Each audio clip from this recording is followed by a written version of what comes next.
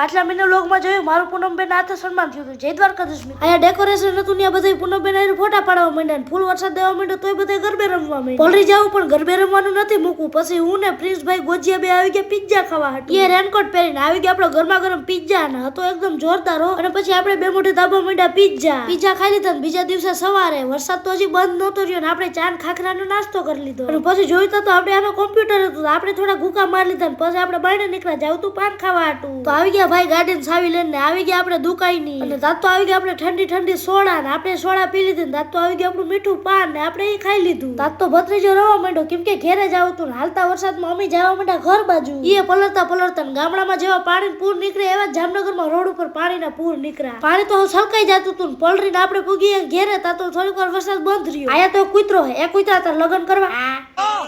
અને ભાઈ પછી જે વરસાદ આવ્યો જોરદાર. આજનો મિનિટ ગાય પૂરો ટાટા બાય બાય.